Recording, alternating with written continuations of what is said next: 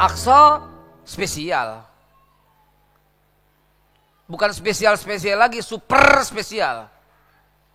Aqsa ditunjuk oleh Allah sebagai kiblat umat Islam. Betul? Nggak berubah. Nabi minta. Nabi yang minta. Ingat ya, Nabi Muhammad yang minta untuk ke Masjidil Haram. Andai kata Nabi nggak minta, bagaimana coba kira-kira? Kiblat kita adalah Masjidil, masuk akal. Kenapa? Karena menembus Sidratul Muntaha bukan Masjidil Haram, Pak. Betul? Masjidil Aqsa nembus ke Sidratul Muntaha. Kan Allah pilih tempat itu.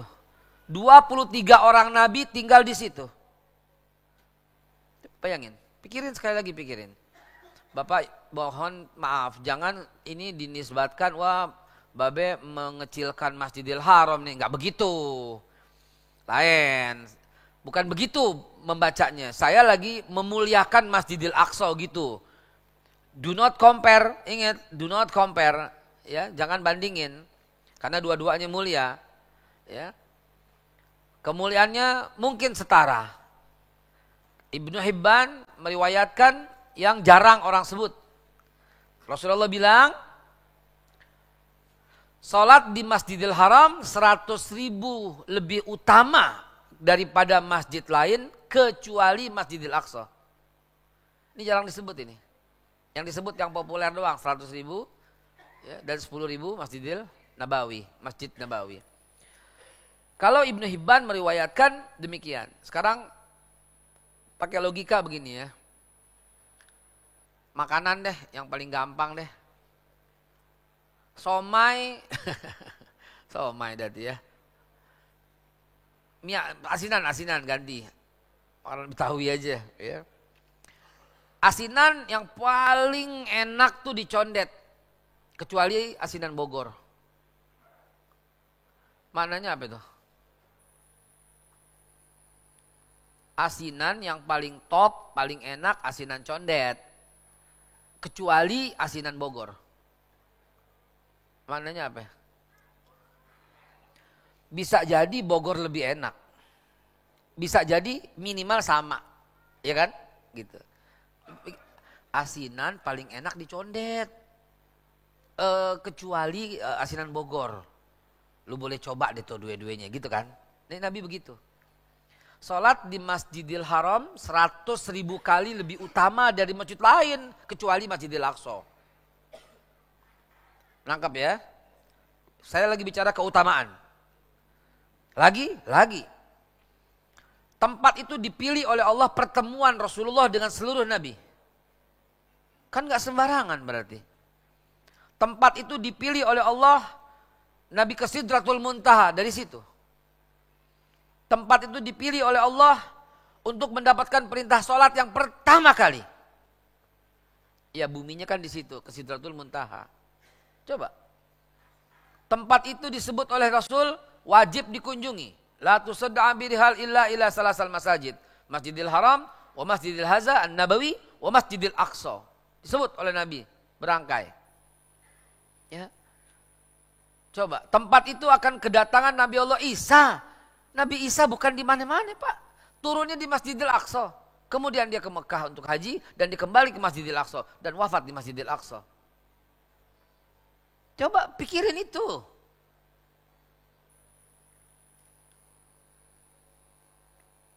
Dajjal pun dimatiin seperti mentega yang kena pisau panas, kata Nabi, di Masjidil Aqsa.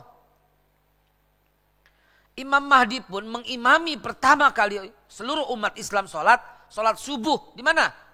Masjidil Aqsa. Hadis Sahih Bukhari. Nggak bakal kelar ini Pak 5 menit kalau saya bilang tadi. Untuk menceritakan kemuliaan Al-Aqsa. Awal peradaban itu di Masjidil Aqsa Pak. Awal peradaban. Adapun Mekah, sebagaimana hadis Bukhari Muslim, diriwayatkan oleh Abi Dzar Al-Ghifari dan Ibnu Abbas. Ditanya Rasulullah, ya Rasulullah, bangunan apa yang pertama kali dibangun? Nabi menjawab Masjidil Haram. Kemudian apa ya Rasulullah? Nabi menjawab Masjidil Aqsa. Ditanya lagi bagaimana? Berapa lama jaraknya ya Rasulullah? Arba'ina sanawat kata Nabi. 40 tahun. Saya belum selesai bicara ini tapi karena saya hemat dengan waktu. Masih banyak keutamaan Aqsa. Belum doanya Nabi Sulaiman. Apa hubungannya? Memang Nabi Sulaiman tinggal di situ. Sebelum wafat Nabi Sulaiman mewasiatkan, ya Allah, siapapun umat Nabi Muhammad sampai dengan akhir zaman yang sholat di sini. Tidak satu pun mereka yang sholat kecuali keluar dari masjid ini seperti bayi yang dilahirkan dari ibunya. Allah kabulkan.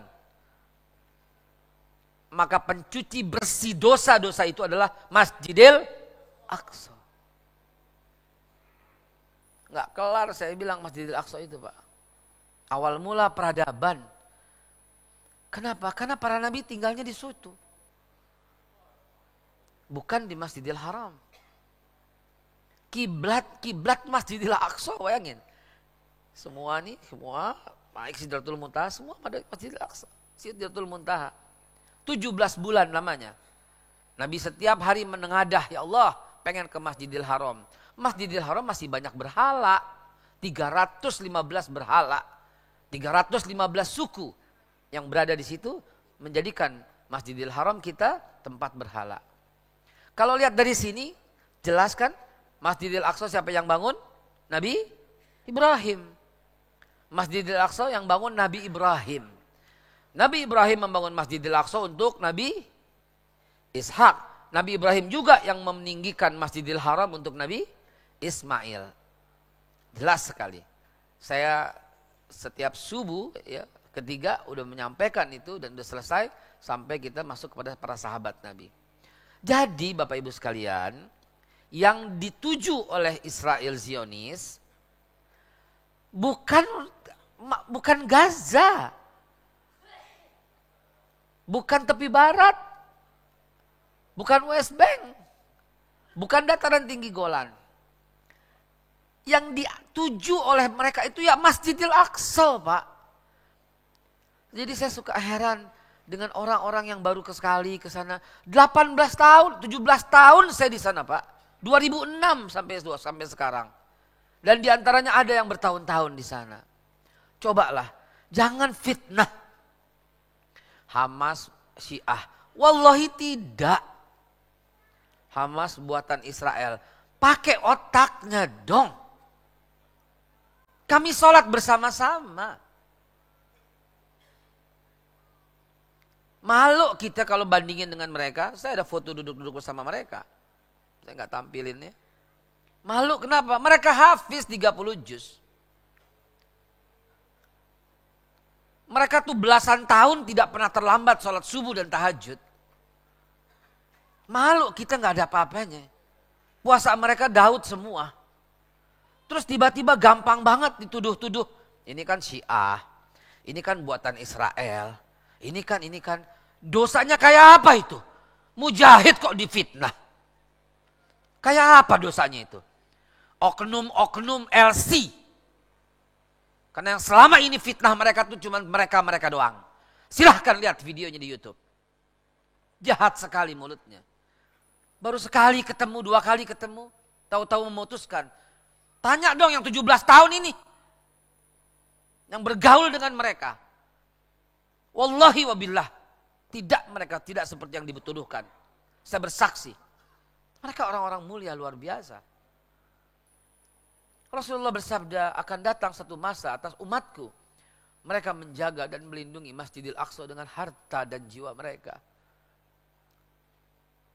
Itu sabda Rasulullah. Mereka lah murabitun.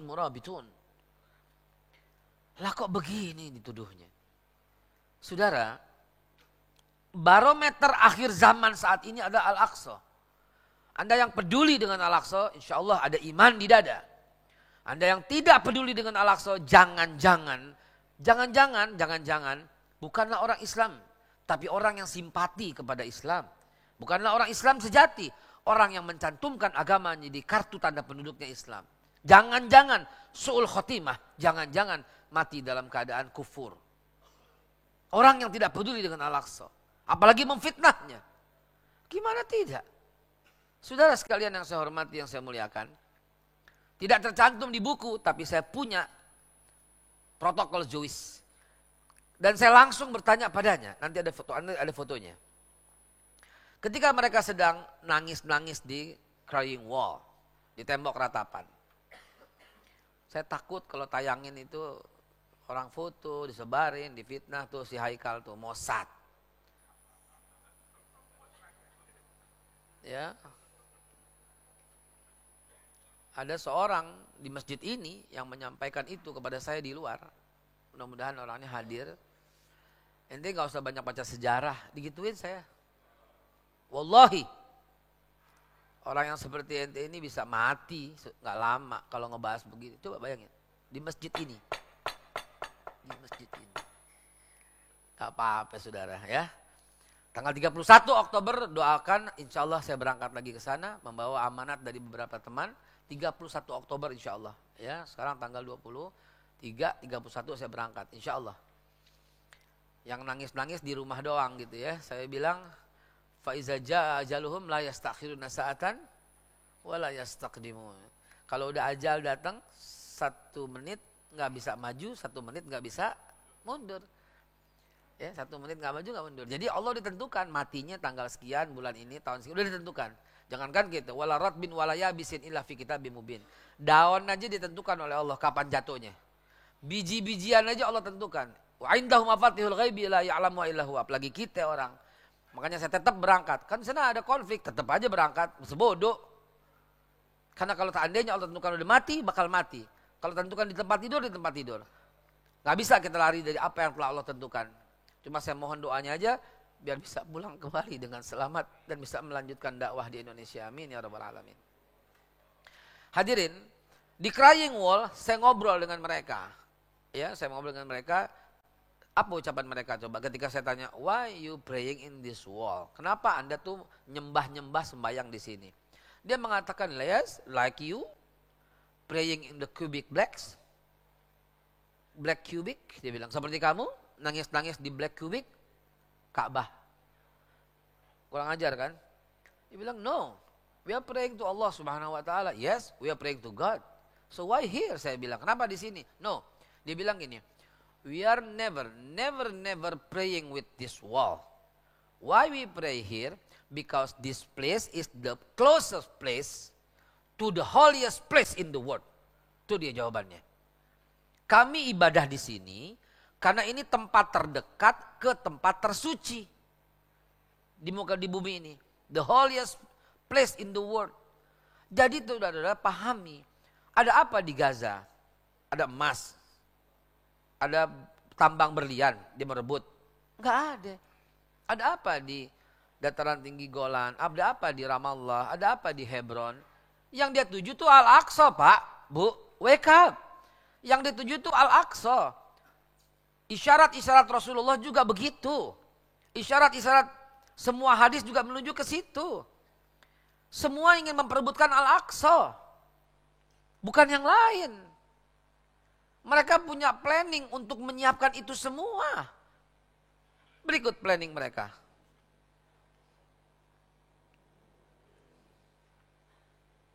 Yahudi, Nasrani antara sejarah dan rencananya. Ini saya skip ya, skip. Rencana mereka, ini pembukaan ya, pembangunannya Al-Aqsa untuk siapa? Al-Aqsa untuk Ishak, sedangkan Masjidil Haram untuk Ismail. Dua-duanya adalah putra Nabi Ibrahim. Berarti Al-Aqsa milik umat Islam. Confirm. Dan ditentukan juga oleh PBB, UNESCO. Ya, sejak tahun 2008 kalau saya tidak salah telah menetapkan situs Al-Aqsa adalah milik umat Islam yang tentukan PBB. Ya. Ini kita skip sebentar. Ini udah pernah kita bahas. Ini saya lagi membahas, mau ujungnya aja tentang ini. Ya, pembagian itu. Lalu sifat-sifat Yahudi, keras hati dan zalim. Ayatnya udah bertaburan tuh saya masukin ya. Kebanyakan fasik ya. Musuh yang paling bahaya bagi orang Islam. Amat mengetahui kekuatan dan kelemahan orang Islam. Amat tahu kekuatan dan kelemahan kita. Mengubah dan memutarbalikkan kebenaran. Lihat ya. yang dia diajarkan kepada mereka di kelas-kelas tuh ya, kejahatan mereka ya, kebiasaan mereka, kebiadaban mereka. Menyembunyikan bukti kebenaran, hanya menerima perkara yang dapat memenuhi cita dan nafsu mereka, ya, apalagi ingkar dan tidak dapat menerima kebenaran, memekakkan telinga pada seruan kebenaran, ya, wallahu alam. Mencampur adukan yang benar dan yang batil, pura-pura mendukung umat Islam, tapi di belakang mereka sangat mengutuk dengan sekeras-kerasnya, hati mereka sudah tertutup, ya, akan dilihat oleh Allah Subhanahu Wa Taala. Tidak ada kebaikan, ya, disuruh mereka memimpin, dan tidak suka, dengki, iri hati terhadap orang Islam, mencintai kemewahan kehidupan dunia, bersifat tamak, rakus, menginginkan umur panjang, mengejar kesenangan, serta takut akan kematian, selalu berkata bohong, ingkar janji, dan melampaui batas. Ya, kuat berpegang dan semangat kebangsaan mereka dan mengatakan bahwa mereka adalah bangsa istimewa, terpilih oleh Tuhan, dan meyakini agama selain Yahudi adalah salah, berlindung di balik mulut manis dan perkataan yang baik, dan seterusnya. Ya, mengada-ngada perkara dusta, berlaku sombong, memandang rendah terhadap orang Islam dan orang lain, tidak amanah dalam memegang, dan seluruhnya. Ini sifat-sifat Yahudi yang Allah bongkar dalam Al-Quran. Saya sudah sampaikan, ini kita skip sebentar. Saya mau cerita tentang awal mulanya. Bismillahirrahmanirrahim, tentang Yahudi. Saya mulai dari, maaf ini sedikit, saya harus skip karena waktu. Nah ya, dari awal mula, inilah kejadiannya di zaman sekarang. Mulai 611, Masjidil Aqsa diambil oleh Kisra dari Persia. 2621 Nabi menyinggahinya pada waktu peristiwa Isra Mi'raj. 628 diambil Raja Heraklius, dan 638 saya udah ralat revisi, 636 dibebaskan oleh Umar bin Khattab. Ini salah satu sudut yang sangat dinanti, yang sangat diminati oleh mereka, yaitu tiang-tiang original dari zaman pemerintahan Nabi Allah Daud dan Nabi Allah Sulaiman. 930 oleh Nabi Daud, oleh Nabi Sulaiman, dan ini yang tiang aslinya. Yang tadi saya lengkapi lagi, kemudian sepeninggalan Nabi Sulaiman diambil oleh Nebukadnezar, kemudian diambil oleh Cyrus dari Persia, diambil oleh Yunani, diambil oleh Romawi. Dan Masjidil Aqsa itu semua. Ada Masjid Kibli, ada Masjid Marwani, namanya Komplek Masjidil Aqsa, ada Masjid Sakhra, di menara di belakang ini ada Masjid Burak, di bawah Masjid Al-Marwani ada Masjid Al-Qadim. Jadi di situ Komplek Masjidil Aqsa, bukan berdiri tunggal. Ini semua yang akan diambil oleh mereka, Bapak Ibu sekalian. Wake up. Dan selama ini yang melindungi Masjidil Aqsa adalah pejuang dari Gaza. 73 tahun mereka menebarkan teror. 73 tahun. Ketika Hamas berhasil membalas, tiba-tiba dunia menyalahkan Hamas. Apa ini? 1095 diambil oleh Kristen Eropa, 1099 pembantaian oleh orang Kristen terhadap semua agama yang ada di sana. 1187 dibebaskan oleh Sultan Saladin. Jadi sejarah mencatat semua ini urusan Al-Aqsa, bukan urusan semata-mata yang lain. Ada konflik agama, ya. Ada konflik tanah, ya. 1192 perjanjian Ramallah dibuat, bahwa di bawah perjanjian otoritas orang Islam aman. Karena sinagoga dibangun untuk Yahudi hanya 100 meter setelah pintu keluar Masjidil Aqsa. Tahun 1700 dibangun sinagoga pertama, sinagoga Hurfa namanya, buat Yahudi beribadah. Dibangun juga tahun 326 gereja pertama di dunia, nama gerejanya Gereja Holy Spartan. Jadi di bawah pemerintahan Islam, orang Yahudi silahkan ibadah di tempatnya. Orang Kristen silahkan ibadah di tempatnya. Orang Islam silahkan ibadah di Masjidil Aqsa. Damai, tentram. Sampai kapan? Sampai kedatangan bangsa terkutuk. 1776. Memproklamirkan gerakan Zion. Zion itu artinya comeback, kembali untuk dikuasai Yerusalem, menguasai. 1896 Theodor Herzl ini memprakarsai eksodus Yahudi ke Yerusalem dengan memperkenalkan gerakan beli paksa.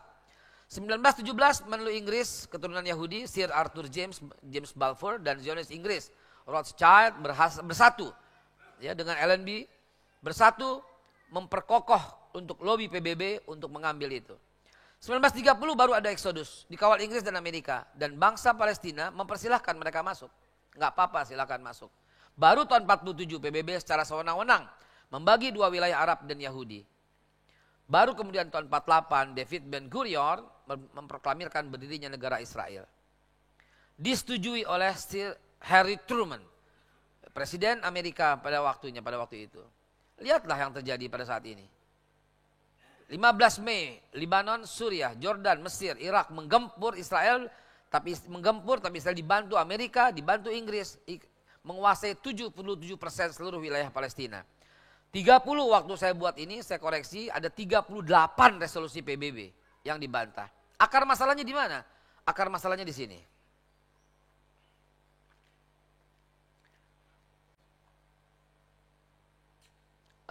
Ada sound ini bagus sebenarnya kalau ada sound ini. Ya.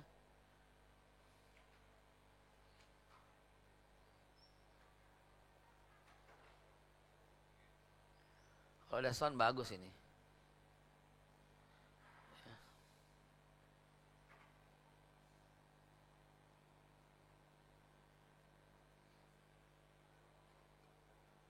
British-backed Jewish claims for a homeland. The Arabs and the Zionists felt more and more that conflicting promises had been made to each of them, promising Palestine. After the war, the Germans are defeated. The Middle East is divided between the British and the French. Palestine is now governed by Britain.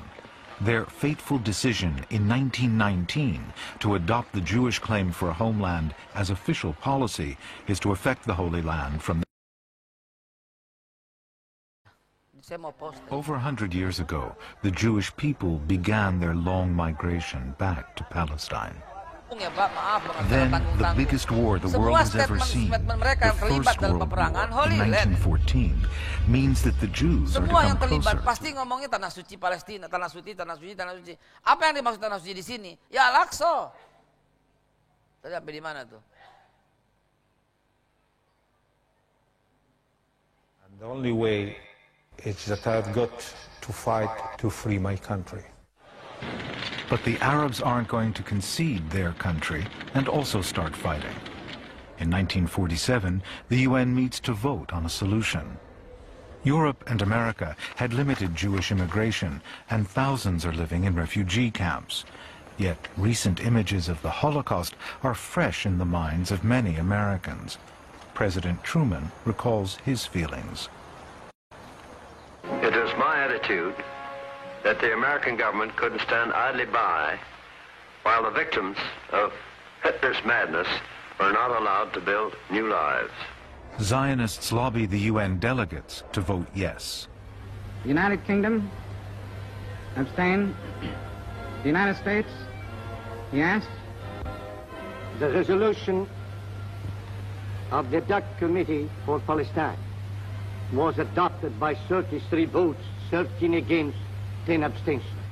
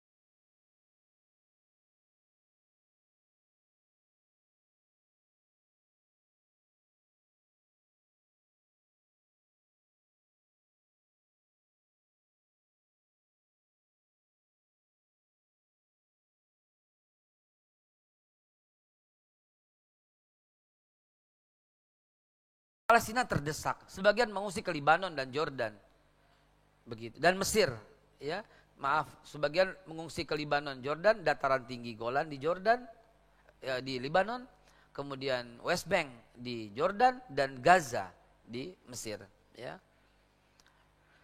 Tahun 67 perang 6 hari dan kemudian mereka menguasai Gaza, Golan dan tepi barat. 69 Arafat mendirikan PLO dan lihatlah perbedaannya itu loh. Tembok-tembok dibangun terus. Lihatlah yang tempat kumuh adalah Palestine. Ya. Nanti saya tunjukin sebentar lagi. Yom Kippur perang 82 ya, serang Libanon, lebih dari 1.000 orang Palestina dibantai di sana. 87 Intifada Hamas ya, yang merupakan Ikhwanul Muslimin awalnya, merupakan perang. Tahun 96 Netanyahu menang pemilu ya, dan membantai orang Palestina sampai sekarang. Ini Palestina, lihat. Ini ada sebuah dokumen yang saya dapatkan, Government of Palestine, pemerintah Palestina, masuk ke Tel Aviv, yang stempel adalah Government of Palestine. Seperti yang saya tayangkan pada waktu itu di televisi, saya punya koin mata uang, dolar kertas dan koin.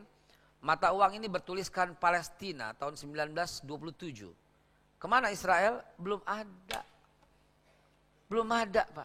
Belum ada Israel itu. Ya. Dan inilah yang terjadi. Ya. Di pembagian wilayah. Kemudian tahun 67. Kemudian tahun 2000. Dan 2014 tinggal segini. Yang sangat menyakitkan hati tadi disebut Holocaust. Saya udah sampai ke tempat itu. Dan katanya Holocaust yang mati berapa? 16 juta dibantai. Saudara, dengan sangat mudah kita masuk ke Google zaman sekarang. Ya, kalau kita masuk ke Google, masuk zaman sekarang aja, kita lihat berapa jumlahnya. Tahun 48 tuh belum ada ya. Oh ini duplikat soalnya ya. Tahun 48, populasi penduduk Yahudi sedunia 806.000. Tahun 49 1.174. Tahun 50 1.370. Saya ada datanya, Pak. Gampang kok diakses tentang populasi Yahudi di dunia. Kok tahu-tahu di Holocaust itu mati 16 juta orang? Mana dia? Orang jumlah penduduknya nggak ada kok sampai segitu. Dan kita pernah bahas habis-habisan di televisi soal itu. Bohong sekali. Holocaust memang ada, tapi tidak sedahsyat yang diceritakan itu, saudara. Ya, populasi Yahudi ada semuanya. Dan inilah tujuannya, dibacaannya Israel Al-Kabir, Israel Raya. Ini tujuannya. Batas atas sampai Damaskus, batas kanan sampai Baghdad, batas bawah sampai Al-Jubai. Ini udah pemerintah Saudi Arabia, di atas Riyadh, dan batas ini. Dan ini semua adalah rencana Israel. Seluruh Irak, seluruh hampir separuh daripada Suriah, seluruh Jordan, ini Tabuk, ini Saudi Arabia. Inilah rencananya. Lihat baju-baju mereka. Apa yang dituju sebenarnya? Menghancurkan Masjidil Aqsa. Jadi wake up, sadar gitu loh. Yang mereka cari itu adalah menghancurkan Gaza. Karena apa? Karena di sana ada senjata yang akan menghantam kalau dia coba-coba ganggu Masjidil Aqsa. Lihat planning itu. Lihat rencana itu. Lihat rencana mereka. Ini Masjidil Aqsa yang sekarang, ini rencananya. Ini foto-fotonya. Ini rencananya. Ini sudah ada Bapak Ibu sekalian, wake up, bangun. Ini Masjidil Aqsa kita. Ini ada lorong di bawahnya yang kalau kita masuk, ini lorong isinya. Ini dasar daripada Masjidil Aqsa. Sudah seperti ini kondisinya. Ditaruh lampu-lampu, ditaruh tempat untuk pertemuan. Ini pertemuan mereka. Come on saudaraku sekalian. Yang mereka mau ambil itu adalah Masjidil Aqsa kita. Peninggalan Rasulullah. Terus kita bilang, ini kan bukan urusan umat Islam. Astaghfirullahaladzim. Tadi udah saya ceritakan bagaimana Masjidil Aqsa kemuliaannya dalam Islam. Kiblat kita pertama. Ya. Ini rencananya. Dan lihat, gambar-gambar ini sudah ada. Akan dibuat seperti tempat wisata. Ini rencananya saudara. Al-Aqsa kita tuh bakal hilang. Ya Rob, saya tulis dalam buku tesis saya, Destroying Aqsa. Ini saya buat tahun 2010 atau 2000 berapa gitu ya. Destroying Aqsa, tinjauan historis sejak pembangunan, perebutan, sampai detik-detik penghancurannya. Kalau itu terjadi, apa yang terjadi saudara? La haula wala quwata illa billah. Tinggal kita semua menanggung dosanya. Karena telah menghabisi warisan Rasulullah SAW, kiblat pertama umat Islam, yang diperebutkan di setiap masa. Tidak pernah Masjidil Haram diperebutkan sedemikian dahsyatnya seperti Masjidil Aqsa. Karena masalah ini penting, saya mempersilahkan apabila ada yang ingin bertanya jawab, tafadhal silahkan.